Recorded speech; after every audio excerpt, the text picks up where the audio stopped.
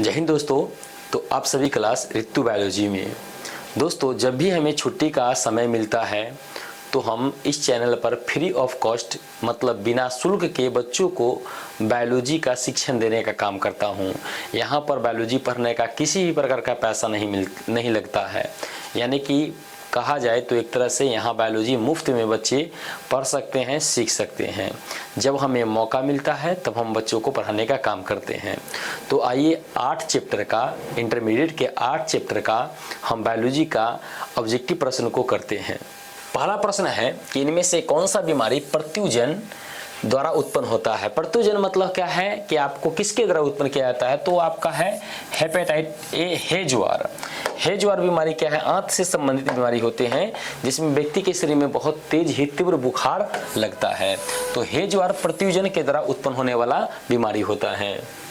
निम्नलिखित में से कौन सा अनुवांशिक बीमारी नहीं है, तो देखिए केरेटिनिज्म, ये भी बीमारी अनुवांशिक बीमारी नहीं है, यह बीमारी नहीं है। अगला है स्पोरोजोइट, यह मलेरिया इससे होता है, यह भी बीमारी नहीं है।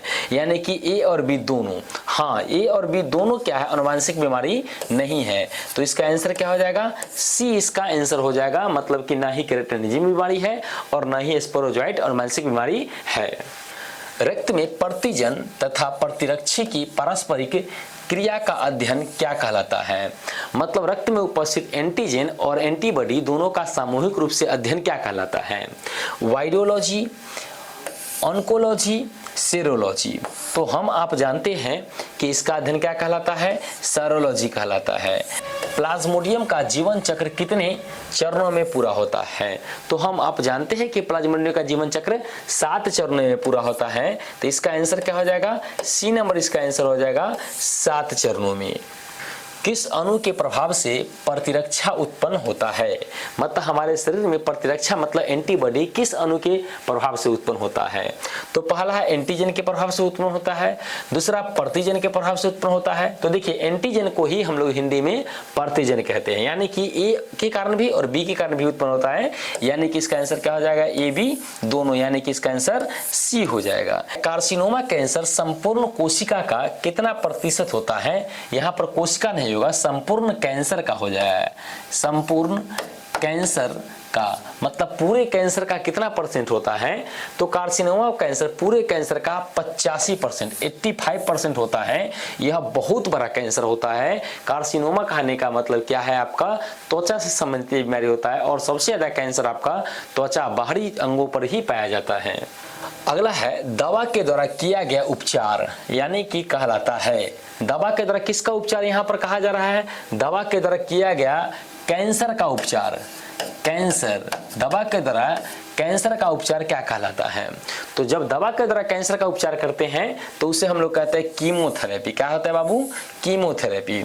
अगला प्रश्न है एंटीजन के खिलाफ में बना पदार्थ कहलाता है। जो एंटीजन के खिलाफ में मतलब विरोध में बनता है उसे क्या कहते हैं, उसे हम लोग कहते हैं एंटीबॉडी कहते हैं। क्या कहते हैं बाबू, उसे हम लोग कहते हैं एंटीबॉडी। तो देखिए एंटीबॉडी यहाँ पर बी नंबर में है और उसी को हम लोग कहते हैं प्रतिरक्षा भी कहते हैं। यानी कि इसका ऑप्शन बी भी हो जाएगा और इसका आंसर सी भी हो जाएगा। प्रतिजन को तो हम लोग एंटीजन कहते ही हैं, लेकिन यहाँ पर क्या हो जाएगा, हमारा आंसर बी भी हो जाएगा और सी भी, प्रतिरक्षा भी हो जाएगा और एंटीबॉडी भी हो जाएगा। कि विषाणु किससे बना होता है। विषाणु के बनने में कौन कौन संघटक मदद करते हैं। प्रोटीन, जी हाँ प्रोटीन होता है। न्यूक्लिक अम्ल, हाँ न्यूक्लिक अम्ल भी इसमें पाए जाते हैं, यानी कि इनमें से सभी। तो इसका आंसर क्या हो जाएगा, सी इसका आंसर हो जाएगा, इनमें से सभी। भोजन विषाक्तता नामक बीमारी किसके संक्रमण से होता है। तो भोजन विषाक्तता किससे होता है, साल्मोनेला नामक से होता है। इसका आंसर ए हो जाएगा। हैजा किस अंग को प्रभावित करता है। तो हम आप जानते हैं कि हैजा किसको, आंत को प्रभावित करता है। ये विब्रियो कोलाई नामक जीवाणु से होता है। एलर्जी में त्वचा फूलकर लाल किसके कारण हो जाता है। हिस्टामिन के कारण, सीरोटिन के कारण, ए बी दोनों के कारण। तो आप जानते हैं इसमें दोनों हो जाता है, हिस्टामिन भी निकलता है और सीरोटिन भी निकलता है, यानी कि ए बी दोनों के कारण सी नंबर इसका आंसर हो जाएगा। रेबीज रोग से मानव का कौन सा अंग प्रभावित होता है। जब कुत्ता काट लेता है तो कौन सा अंग में इन्फेक्शन होता है, मस्तिष्क में, सही है। तंत्रिका तंत्र में, हाँ इसमें भी हो जाता है, यानी कि ऊपर में दोनों में, यानी कि इसका आंसर सी हो जाएगा। मस्तिष्क भी और तंत्रिका तंत्र भी इससे प्रभावित होता है। निम्नलिखित में से किस पदार्थ का प्रयोग पार्किंसन रोग में उपचार के लिए किया जाता है? कार्सिनोमा का, डायमिन का या कैनाबिस का? तो इसमें क्या कहता है? डायमिन्स हम लोग इसमें पार्किंसन में डायनेमिन का प्रयोग करते हैं। प्लाज्मोडियम वायरस का संक्रमण काल होता है, तो प्लाज्मोडियम वायरस का संक्रमण काल होता है 6 दिनों का। 6 दिनों में क्या करता है? पूरे बॉडी में इन्फेक्शन उत्पन्न कर देता है। 17 नंबर में रोग जो टॉक्सिन के स्राव से उत्पन्न होता है। तो देखिए टॉक्सिन उत्पन्न होता है टीबी में, और उसी को हम लोग कहते हैं क्षय रोग, यानी कि इसका आंसर ए और बी दोनों हो जाएगा। ऑप्शन देने में मिस्टेक हुआ है, यानी कि ए और बी दोनों हो जाएगा इसका आंसर। आइएगा देखिए टी लिम्फोसाइट उत्पन्न होता है, तो टी लिम्फोसाइट उत्पन्न होता है अस्थि मज्जा में, बोन मैरो में क्या होता है? टी लिम्फोसाइट का फॉर्मेशन होता है। अणु जो प्रतिरक्षा प्रतिक्रिया उत्पन्न करता है, प्रतिरक्षा प्रतिक्रिया प्राथमिक पोषक, द्वितीयक पोषक, तो यह द्वितीयक पोषक से उत्पन्न होता है, बी इसका आंसर हो जाएगा। ओपियम प्राप्त होता है, ओपियम किससे प्राप्त होता है? सब्जी से, फूल से नहीं, फल से। ओपियम क्या है? फल से प्राप्त होता है, इससे ड्रग्स का निर्माण किया जाता है। कोला, कोको कोला या चाय या कोका में पाए जाने वाला उत्तेजक पदार्थ है। कौन सा पदार्थ पाया जाता है कोक में या कोको कोला में या चाय में? तो उसमें कैफीन पाया जाता है। कैफीन नामक उत्तेजक पदार्थ पाया जाता है। प्लाज्मोडियम से उकाइनिट बनता है। प्लाज्मोडियम से उकाइनिट्स कब बनता है? युग्मनज से या युग्मक से या अंडाशय से? तो ये बनते हैं युग्मनज से। किससे बनते हैं? युग्मनज से। इसका आंसर बी हो जाएंगे। मनुष्य में प्लाज्मोडियम की संक्रमण अवस्था क्या होती है? मतलब कौन सा प्लाज्मोडियम मनुष्य में बीमारी उत्पन्न करता है? क्रेटेनिज्म, सैल्मोनेला, स्पोरोजोइट्स? तो इसका आंसर होता है स्पोरोजोइट्स सी। मनुष्य में सबसे अधिक होने वाला कैंसर है कौन सा? मतलब मनुष्य में सबसे ज्यादा कैंसर होता है कार्सिनोमा, लाइपोसा, इनमें से सभी। तो सबसे ज्यादा होने वाला कैंसर कार्सिनोमा होते हैं, त्वचा में होते हैं कार्सिनोमा कैंसर। इनमें कौन सा बैक्टीरिया जनित रोग है? मतलब बैक्टीरिया जीवाणु से होने वाला रोग कौन है? सिफिलिस होता ही है। पेपिलोमा ये भी होता है, और ए बी दोनों। तो इसका आंसर क्या हो जाएगा? सी इसका आंसर हो जाएगा दोनों। कि ड्रग्स जो तंत्रिका तंत्र को उद्दीपित करता है और व्यक्ति के सजग एवं अधिक सक्रिय बनाता है, वह कौन सा है? स्टेरॉयड है, स्टिमुलेंट है या एलोज्वाइलाइन है? तो ये होता है स्टिमुलेंट होता है। क्या होता है? स्टिमुलेंट के द्वारा क्या होता है? अधिक सक्रिय होता है बॉडी हमारा, और ये क्या करता है? बहुत ज्यादा उद्दीपन भी उत्पन्न करता है। निम्नलिखित में से कौन सा जीवाणु से होने वाला बीमारी नहीं है? मतलब कौन सा जीवाणु से नहीं होता है? मतलब विषाणु से हो, कवक से हो, प्रोटोजोआ से हो। तो देखिए जीवाणु से कौन सा नहीं होता है? तो इन्फ्लुएंजा, ए सिडनी के पार्टी में कुछ टाइडा है, सिडनी के पार्टी में कुछ टाइडा है, या ए मेरी पीपो इटरिक चीख छोड़ गई, इसे क्या था? इन्फ्लुएंजा। तो जीवाणु से होने वाला बीमारी कौन नहीं है? इन्फ्लुएंजा नहीं है, ठीक है। एड्स भी जीवाणु से नहीं होता है। रेबीज भी जीवाणु से नहीं होता है। मतलब इनमें से सभी, न इन्फ्लुएंजा, न रेबीज, न एड्स, ये सभी के सभी विषाणु से होता है।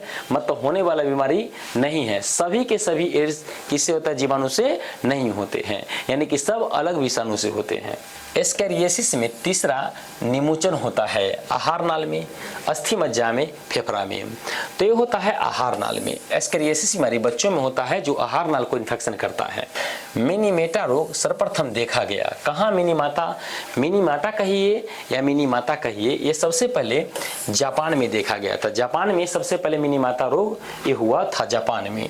रक्त का थक्का जमने के लिए आवश्यक विटामिन है। कौन सा विटामिन के कारण रक्त का थक्का जमता है?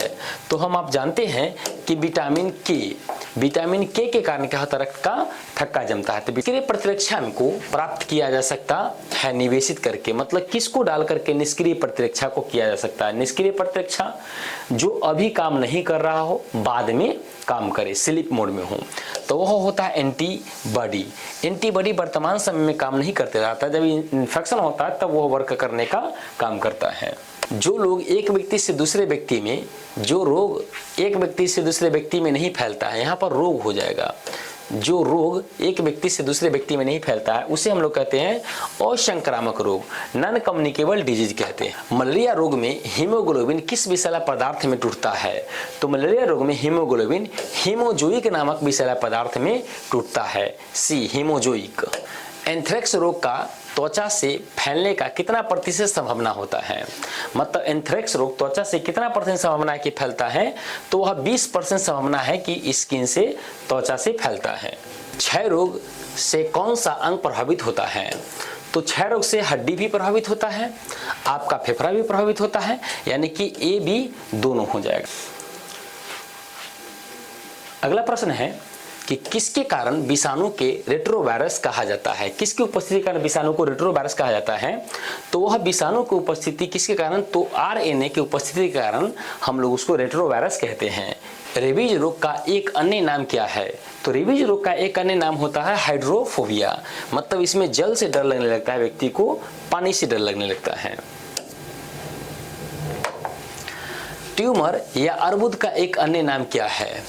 तो ट्यूमर या अर्बुद का एक अन्य नाम पॉलीओमा है, न्यूप्लाज्मा है या मेटास्टेसिस है, तो इसको नेओप्लाज्मा भी कहते हैं हम लोग। लिम्फोमा कैंसर संपूर्ण कैंसर का कितना प्रतिशत होता है? तो लिम्फोमा कैंसर पूरे कैंसर का 4% के आसपास होता है, 4%। तंबाकू में उपस्थित हानिकारक पदार्थ है, मतलब तंबाकू में कौन सा हानिकारक पदार्थ मिलता है? तो तंबाकू में हानिकारक पदार्थ के रूप में निकोटीन पाया जाता है। कार्सिनोमा कैंसर कहाँ होता है? मतलब कार्सिनोमा कैंसर किस में होता है? तो हम आपको बताए हैं कि कार्सिनोमा कैंसर पहले किस में होता है? त्वचा, स्किन में होता है, त्वचा में कार्सिनोमा कैंसर। रेबीज रोग के टीका का खोज किसने किया था? मतलब रेबीज से बचने के लिए टीका कौन बनाया था? रेबीज से रोग से बचने के लिए टीका का खोज सबसे पहले लुई पास्चर नामक वैज्ञानिक ने किया था। अमीबिय पेचिश रोग से कौन सा अंग प्रभावित होता है? अमीबिय पेचिश से आपका आंत प्रभावित होता है, आंत में इन्फेक्शन इसके कारण होता है। टीबी रोग में एमटी जीवाणु कौन सा विष उत्पन्न करता है? तो टीबी रोग में एमटी विषाणु क्या होता है? ट्यूबरकुलिन विष उत्पन्न करता है, इसी कारण हमारा फेफड़ा का हड्डी वगैरह खराब होने लगता है। हेपेटाइटिस रोग में किसकी मात्रा बढ़ जाती है? तो हेपेटाइटिस रोग अगर हो जाएगा तो आपके शरीर में बिलिरुबिन की मात्रा बढ़ जाएगा और आपका शरीर पीला पड़ जाएगा। निम्नलिखित में से कौन सा रोग सीधे ही प्रतिरक्षा तंत्र को प्रभावित करता है? सीधे ही प्रतिरक्षा तंत्र को एड्स रोग प्रभावित करता है। हीरोइन किसका रूप होता है? पोस्टा का, पोस्ता ना बढ़ेगा, वो स्पीड थोड़ा कर दीजिए। एक के साथ हो गया जी, अलग अलग वीडियो हो गया दो ना। हाँ, ये अलग होगा ना, तो जुड़ते ही करना वीडियो। तो एडिट जब कीजिएगा तब ना। हाँ जोड़ लेंगे, चलो। एंटीएमिबा इनमें से क्या है? तो एंटीएमिबा क्या होता है? प्रोटोजुआ होता है, प्रोटोजुआ एंटीएमिबा के अंतर्गत आते हैं। एस्केरियासिस सामान्यतः अधिक पाया जाता है, मतलब एस्केरियासिस बीमारी सबसे ज्यादा किस में होता है? तो यह बच्चों में ज्यादा होता है, सबसे ज्यादा बच्चों में एस्केरियासिस रोग होता है।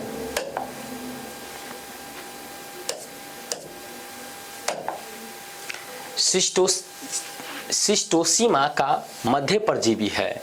सिस्टोसीमा का मध्य परजीवी कौन सा है? तो सिस्टोसीमा के मध्य परजीवी स्नेल होता है। स्नेल समझते हैं? घोंघा को कहते हैं।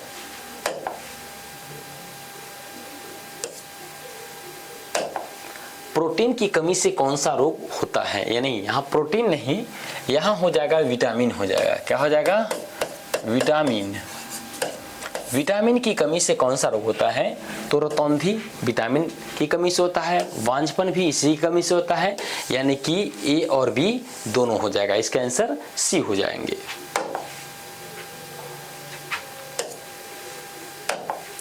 बायोफॉर्म का उपयोग किस बीमारी में किया जाता है? तो बायोफॉर्म का उपयोग क्या किया जाता है? अमीबिय पेचिश रोग से बचाव में किया जाता है बायोफॉर्म का उपयोग।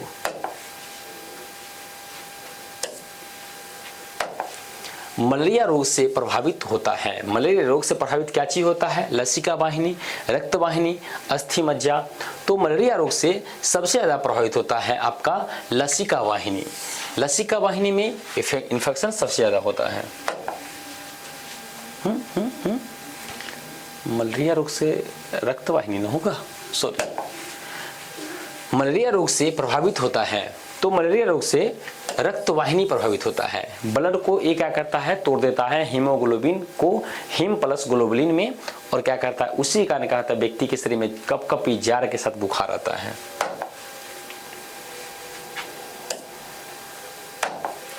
HIV विषाणु का आनुवंशिक सूचना या आनुवंशिक पदार्थ क्या है?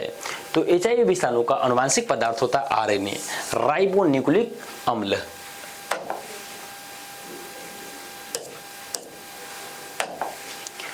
ल्यूकोमिया कैंसर कहाँ होता है?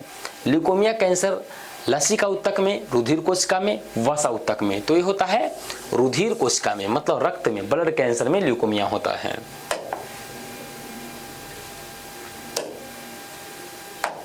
अगला प्रश्न है विकिरण द्वारा किया गया कैंसर कहलाता है। तो विकिरण के द्वारा किया गया कैंसर का, विकिरण द्वारा किया गया कैंसर का उपचार क्या कहलाता है? तो विकिरण के द्वारा किया गया कैंसर का उपचार रेडियोथेरेपी कहलाता है। रेडियोथेरेपी के द्वारा क्या किया जाता है, कैंसर का उपचार, रेडियोथेरेपी के द्वारा कैंसर का उपचार किया जाता है, तो उसे विकिरण के द्वारा कहते हैं। अगला प्रश्न है कि पोस्ता होता है, पोस्ता से हीरोइन क्या होता है, प्राप्त होता है? पोस्ता के पौधे से हीरोइन प्राप्त होता है। इसका आंसर